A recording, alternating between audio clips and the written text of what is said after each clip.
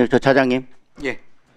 어제 판결이 나고 그 기자들의 전화를 계속 받으면서 갑자기 든 생각이 왜 이렇게 지극히 상식적인 판결을 두고 우리가 그 결과를 가슴 졸이면서 봐야 되는지, 너무나 상식적이고 지극히 당연한 판결인데 항소심에서 무죄가 나면서 1심에서 수긍할 만한 판결을 두고 그렇겠거니라고 생각했다가 갑자기 항소심에서 납득할 수 없는 논리로 무죄가 나니까 대법원 판결마저도 우리가 가슴 졸이면서 봐야 되는 그 상황이 되게 안타깝고 유감스러웠습니다.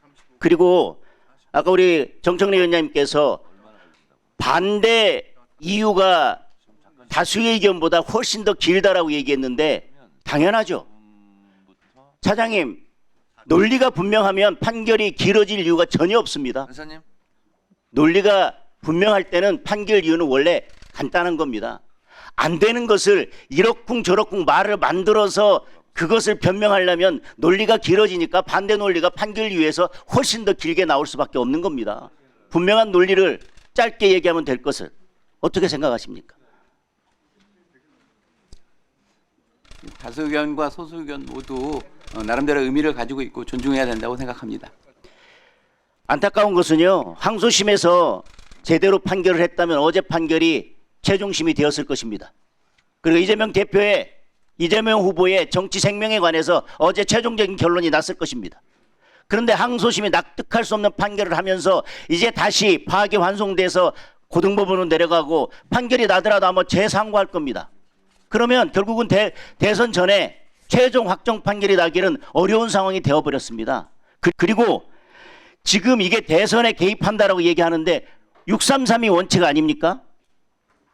633이 원칙이면 이 사건은 벌써 끝났어야 됩니다. 대선 직후에 1년 안에 끝났어야 되는 사건이 1심에서 2년 넘게 재판을 질질 끌면서, 그리고 이재명 대표가 재판 지연하는 여러 전략들에 대해서 법원이 제대로 대응하지 못하면서 1심이 2년 넘게 걸렸기 때문에 아직도 이 결론이 안 나고 있는 겁니다. 대선판에 법원이 개입하는 게 아니라 이재명 대표의 재판 지연에 대해서 법원이 제대로 대응하지 못하고 엄정한 조치를 하지 않았기 때문에 1심이 2년 이상 늘어졌던 겁니다.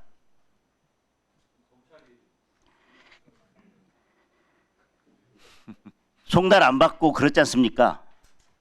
자, 이 사건에 있어서 매우 중요한 진술이었습니다.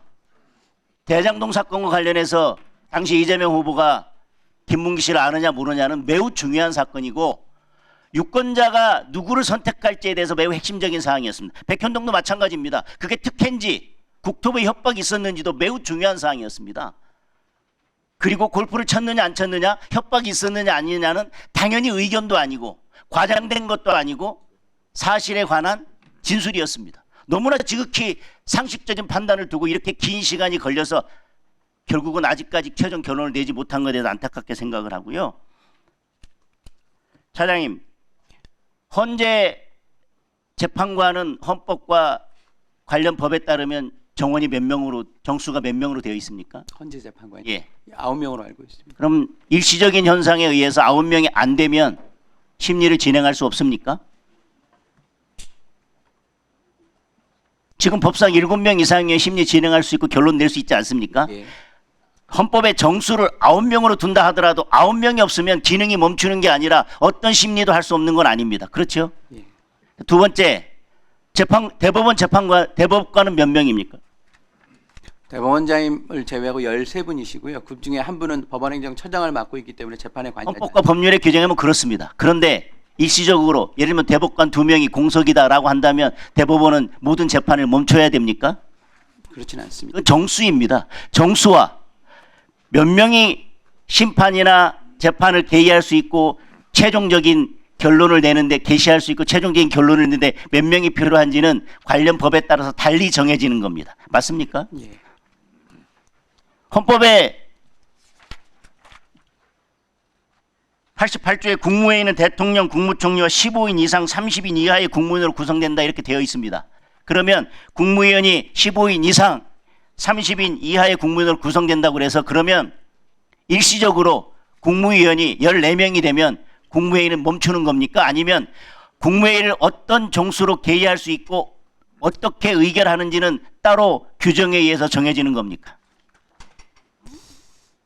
그 점에 대해서는 제가 답변드리긴 곤란한 것 같습니다. 왜요? 지금 국무회의에 대해서 최상목 권한대행까지 탄핵하고 14명, 그러니까 15명 밑으로 내려가지고 헌법에 15명 이상으로 돼 있으니까 14명으로는 국무회의 할 수 없고, 지금 민주당에서 이재명 후보가 대통령이 되면 대통령에 대해서는 기존 재판 절차 중지하도록 하는 형사소송법 개정안 만들고 국무회의 무력화시켜서 제2요구권 행사하지 못하도록 하려고 하는 그거에 대해서 명확하게 답을 주셔야죠. 헌법에 15명 이상으로 되어 있다 하더라도 국무회의 규정에 의하면 국무회의 규정에 국무회의는 구성원 과반수의 출석으로 개의하고 출석 구성원 3분의 2 이상의 찬성으로 의결한다고 되어 있습니다. 마찬가지입니다. 헌법재판소도 마찬가지고요. 헌법에 9명으로 되어 있다면 그럼 8명 되면 아무것도 못합니까? 7명 이상이 심리를 진행할 수 있다고 되어 있습니다. 그리고 위원 같은 경우는 6명, 나머지는 과반수로 결정하면 되는 겁니다. 지금 민주당에서 계속 최상목 권한대행까지 탄핵하면서 이 조항을 가지고 꼼수를 만들려고 하고 있고요. 2021년부터 22년까지 국무위원 14명 이하가 참석해서 국무회의를 운영한 것이 77회 중 19번이나 있습니다. 따라서 지금 그런 꼼수는 되지 않을 것이고요. 민주당이 이런 꼼수를 부리는 것은 결국은 이재명 대표를 만들어서 어떻게든 법도 바꾸고 뭔가 하려고 하는 것일 텐데, 그 전제는 이재명 후보가 대통령이 된다는 것인데, 이재명 대표를 살리자고 하면서 지금 민주당이 살리는 꾀를 내는 게 아니라 결국은 대선에서 패하고 이재명 대표를 죽이는 꾀만 내고 있다는 말씀을 드리면서 질의 마치겠습니다.